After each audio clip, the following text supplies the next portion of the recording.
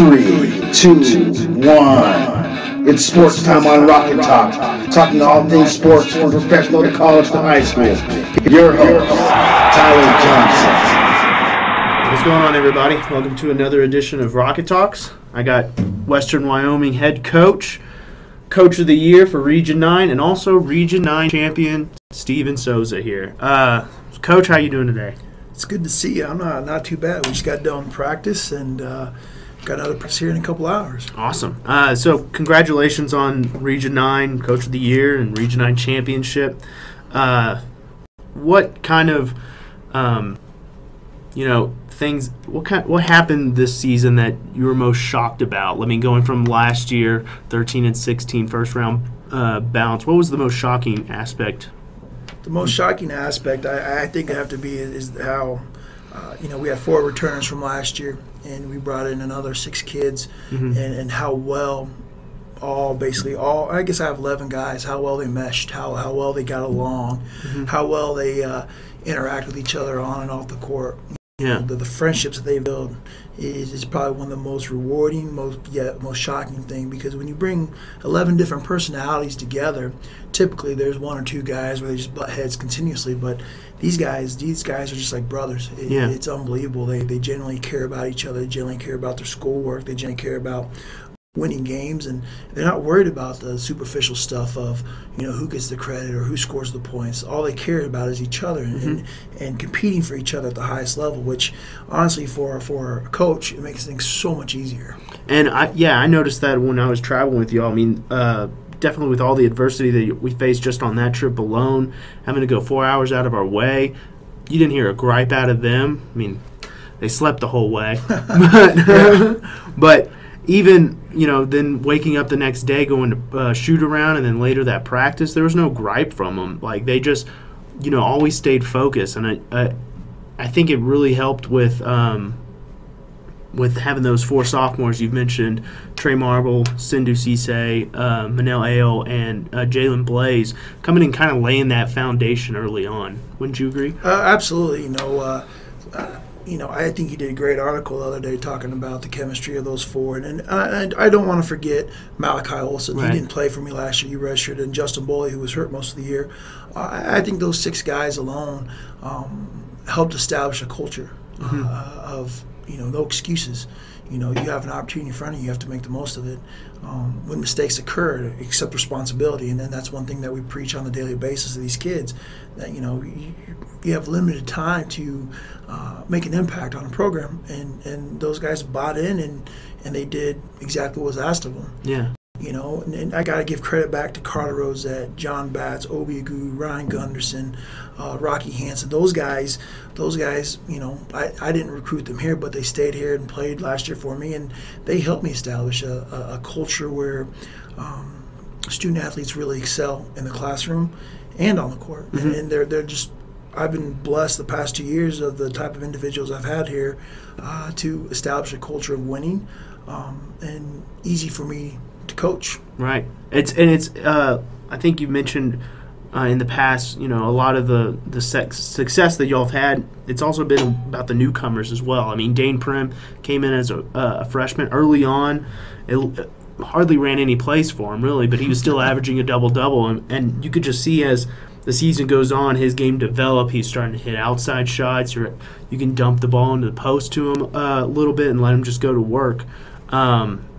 And also with, even Manel, how he's raised his game from last season to this season and getting Region 9 Player of the Year. I mean, that's got to be something special for you just to watch as a coach and see that growth in your players. The unselfishness amongst them is phenomenal. I think Dane Prim he's a workhorse. His high school coach kind of gives me a little bit of grief because I'm letting him shoot jump shots now, or should I say slow developing set shots. But I trust him because he works at it. He comes in the gym on his own and works at it.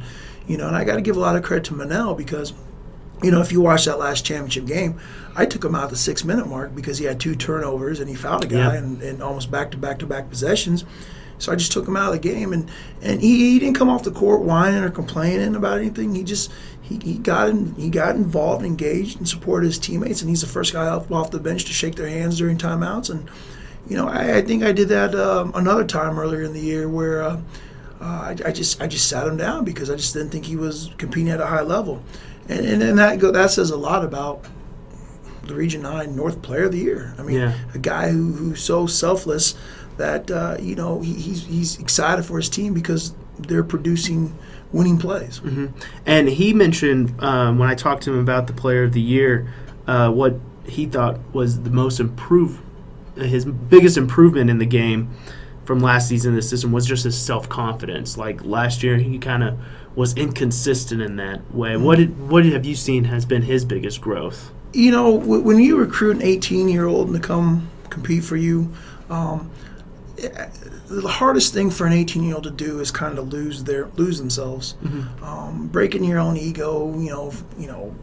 Because all these kids have had success at their high school level, and all of them are probably their best player on their high school team.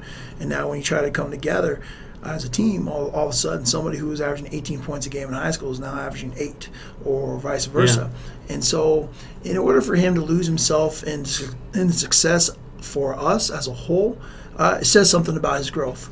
I know last year him and I butted heads quite a bit, and he was kind of standoffish and wouldn't come speak to me. But one thing I do when I recruit these kids is I tell them that my door will always be open. And you can come talk to me, we can have an adult man-to-man conversation as long as there's no insulting, there's no disrespect. Mm-hmm. But you have to be willing to listen to what I'm going to say after I listen to what you say. Right. When we have them on the court, I have a simple rule: no talking, no walking, no moving when I'm speaking, because I'm trying to teach you how to play the game, to see things. Right. And I think most 18-year-olds have a hard time doing that because, when they're in high school, coaches kind of let them get away with things because they were the best player. But at the college level, you need everybody on the same page mm-hmm. in order to find success. And him and I, like I said, we butted heads a little bit last year. He wouldn't come talk to me, but the good thing is I had such a great rapport with Sindhu and Jalen and Trey Marble that they kind of told me what he was thinking, going through his thought process, and that allowed me to have individual conversations with them and kind of poke and prod the right kind of questions to get him to open up towards me. Mm-hmm. And I think that's very important as a coach, is to build those types of relationships with kids. Right. And talk about Cameron Pierce a little bit, your assistant. How important was it to have, and how cool is it to have him as a former player of yours, but also a former player in general, for these kids to kind of, have someone they can go to who has been in their shoes before? Cameron's contribution to our success is priceless. I mean, mm-hmm. I know this is his second year in coaching, and so he's trying to get his feet wet, trying to understand things. I want to say Cameron's about 28, 29, so it's new to him. Trying to interact with kids, yet understanding the importance of discipline between them. Mm-hmm. I think I started my first coaching at 24, so I totally get it. You don't want to say the wrong things. You don't want to step on the head coach's toes. But I think Cam is coming in his own right, because he does a good job talking to these kids, pulling them to the side, say, hey, he doesn't hate you. He just expects more out of you, yeah. and he loves you. He's going to care about you. I think Cam's done a phenomenal job with getting these guys to the gym. He'll sit around sometimes and goes, maybe I'll call Dane and see if he wants to go to the gym. And he'll pull Dane to the gym, and they'll work at stuff. Trey Marble, same thing. His like I said, his contribution is priceless. He wants to learn, he wants to grow, and he wants to excel. And I kind of feel bad because last year I didn't give him much responsibility because it was my first year as a coach, and I've been assistant coach for 17 years, so I'm so accustomed to handling every aspect of a program. And so this year I've kind of started divvying out more responsibilities for him. He's asking for more responsibilities, and I think he'll develop into a great coach because I think he has a great mind when it comes to basketball. He's somebody that I've become to trust because during the game, probably 80% of the time I'm constantly looking back. Should we do this? Should we do this? Time out here? Should I wait? And I'll walk by him. I go, I got the right lineup in there, and he makes the right suggestions, and I'm starting to feel a lot more comfortable with them, with going to in-game. I can't think of my word. Adjustments. Thank you. In-game adjustments, because I think we're finally on the same thought process. Yeah. And I mean, just I guess let's move on to the Region 9 tournament. I mean, you'd beat McCook by double digits, you beat Gillette by double digits, and you beat Northeastern, a team that you played or you coached for 10 years, by double digits. But you were down in each game early of those games. What does that say about your team and how they're just able to not back down and not lose their composure and just relax and stay calm? These kids are resilient. These kids fight for everything they have. When I recruited them, especially the first four, I never met them. I've seen them play, but I've never met them. And they signed with Western Wyoming without visiting Western Wyoming. They signed with a head coach who's never called a timeout in a game. And they built their faith in me and trust in me. And we like I said, we had our hardships last year, but one thing was for certain is that we were going to teach them the right way to handle adversity. And I mean, it started out the first game of the year. I mean, I think we were down 31-14 on our home court, and we're like, oh, here we go. And they said, no, it's not going to happen. They fought for everything. The respect of the nation for the junior college basketball program at Western Wyoming. They're resilient. I mean, this year's been remarkable. I could name about 5 wins at, for example, USU Eastern. I think we're down 12 at the minute 24 when we came back and got to overtime and won. Oh, wow, yeah. At Gillette this year, I think we're down 18 with 8 minutes to go, and we came back and got to overtime and won by 10. Casper right here, our shots weren't falling, and I just kept telling them, just stay the course. You guys know what to do. They're going to fall. I think we're down 10 with 5 minutes to go, and we came back and hit a buzzer beater. Yeah. So these kids understand how to win, and I think that's a very important thing when you recruit kids as well. Kids who've won at the high school level will know how to win at the junior college level because they're resilient, and that's very important behind my recruiting. Chase Stover, he's won. He turned around the Green River. Him and Coach Ivy turned around Green River success in 4 years, and I think Chase Stover has a chance to be really special next year. Unfortunately, he was sitting behind, 4 really good guards. Yeah. But I think Chase is going to continue the tradition that these 6 sophomores built. Yeah, and you got, when kind of looking forward to next year, you got Chase, you got Trey Pierce, you got Dane Prim, Trevor Trost. Hopefully we have Trevor Trost. There might be a possibility we lose Trevor this summer. Well, anyway, you got those 3 players. Yeah. And then you also got Malachi coming back as a redshirt sophomore. What kind of experience will this season give for them next season? I mean, having that winning, now that they've had a taste of the winning, how can that help them next season? I think when a kid, the biggest growth for a student athlete is between their freshman and sophomore year. And that shows you with the 4 sophomores. I mean, they understand what it takes to win. Those 4 sophomores won 7 of the last 10 games they played in last year, and so they experienced what it takes to be successful. They also experienced a year with me and the demands of education and practice and taking care of your body. So they formed a sense of urgency, so to speak. And then now it's funny because we talk about it, that this is going to be the best Western Wyoming team that's come through here. Yeah. Statistically, recruiting-wise, region champs, ranked in the nation, and so they've set a standard and a bar that Dane, Trey, Trevor, and Chase have to carry on, and it's going to be instrumental that those 4 guys, if Trevor decides to come back, that they have to teach the newcomers to maintain that level of expectations for themselves and this program. Yeah, and I forget the number you mentioned though a while back. How many games have y'all that sophomore class won now? I think it was like 44 out of their last. We have won in 2 years. Our overall record is 43 and 20. But in the last 50 games or whatever. In the last, we're 43 and 20 in the 63 games that I've been head coach. But we have won now 30. Well, I just did the math on that. 37 in the last 44 games. Incredible. We've won 37 in the last 44 games. When I guess in dating back to last season, when did you think like the light bulb just kind of switched on? I think we started conference out 1-4. Okay. We started conference out 1-4, and we just kept grinding. We kept pushing them and pushing them and pushing them. Last year, I think it was what game was it? I think it was at Eastern Wyoming.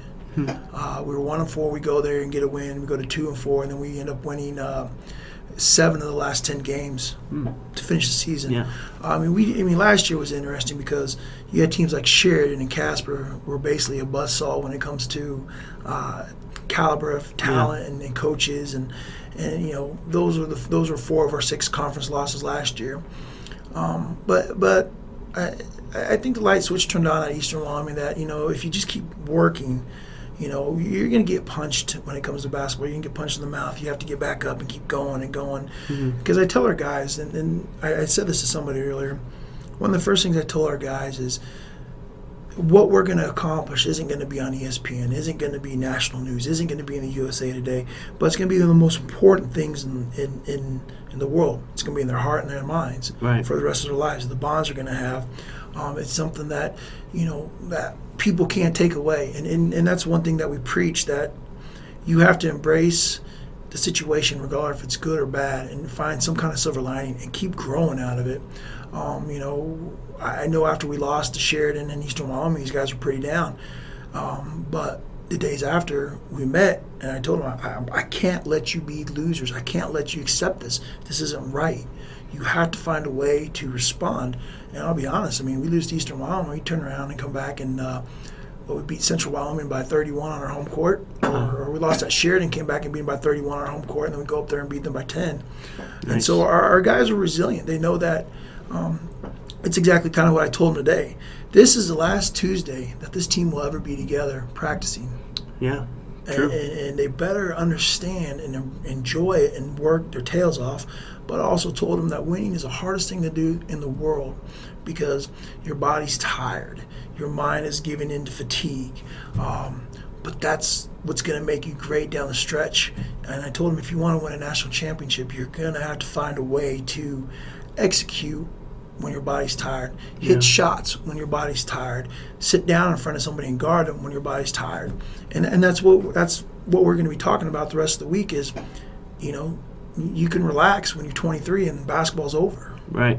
And, looking forward to national, when I talked to you last week, you said, you're going to be facing bigger, probably better athletes, but it's the team that executes, it's the team who's tougher.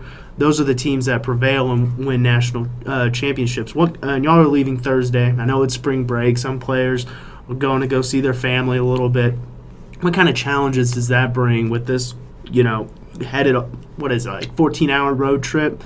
Road hasn't been y'all's best friend. So what kind of challenges does that kind of face for y'all? Instead of taking a big charter bus, we're going to take Suburbans. And we're going to leave on Thursday. A majority of my kids are from the Denver area, and it's spring break. And, let's be real. People are at beaches, skiing, doing fun stuff. And, and I tell our kids this. I go, this is an opportunity which, a lot of kids dream of, going to nationals. But we're going to stop in Denver for a couple of days where these guys can go spend time with their families and their teammates. Like I said, their friendships are so close that other guys can go home and see how other people live and give them an opportunity. We decided to break the 14-hour trip into 3 days, get to Denver on Thursday. Metro State is going to allow us to practice in their facility on Friday, which is nice of them. Coach Pearson and I are going to go run around Denver and do a little bit of recruiting because the state tournament's going on down there. Right. And then Saturday morning we're going to get up and we're going to drive another 5 hours to Hays, Kansas, and practice at Fort Hays State where another Division II school is. And it's a big arena, so our guys will have an opportunity to practice in a facility very similar to the sports arena in Hutchinson, and then let them sleep in a little bit on Sunday. Then we're going to drive into Hutchinson, Kansas on Sunday and have an hour practice time at a local high school. And then it's game time on Monday. Right, and so, y'all are playing Angelina College, which for me it's about 30 minutes south of where I went to college in Nacogdoches and Lufkin. What do you know about them? Have you had the chance to watch any film on them yet? I've watched film on them. They do a phenomenal job. They're disciplined.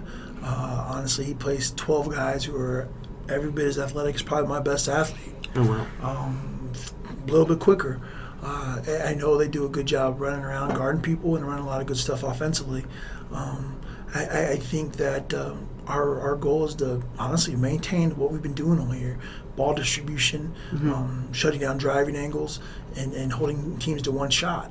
I think if we maintain that recipe right there, I think we have an opportunity to be pretty competitive down there. Yeah, and then if you're fortunate enough to win that game, y'all would play Salt Lake City. Salt Lake City, and they're the number 4 seed, correct? And y'all played them before earlier this season. We played them down there in Salt Lake over Thanksgiving break, and I think we lost by 7 or 10. Yeah. My goodness, they're big, they're talented, they shoot the ball well, and so.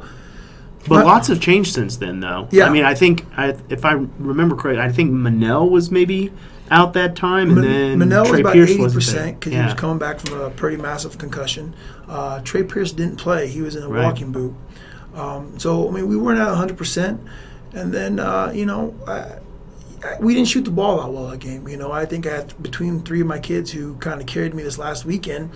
If I remember, I think they were 5 of 25 from the field that game. And so it wasn't our best performance, and they know it, and they see it as an opportunity to compete against another top tier team. Yeah. But first, we got to take care of Angelina, obviously. Absolutely. And do you think like your guys are going in with a little bit of chip on their shoulder that they had to get an automatic bid going in, despite winning the second most Division I games in the country, and I think only one other team has more wins overall than you all. Actually, we have the most Division I wins. I think we're at 29, and the closest one, I think, Indian Hills or Indian Hills might be at 27. Okay. But we have the most Division I wins when we talk about competition. We do have, I want to say, the second most overall wins. I think there's a team was like 31 or 32. Yeah. But we have the most Division I wins at 30 or 29. Our overall record's 30-4 right now, which is, to me, I think about 30 wins. That's just wild in itself. Yeah, it is.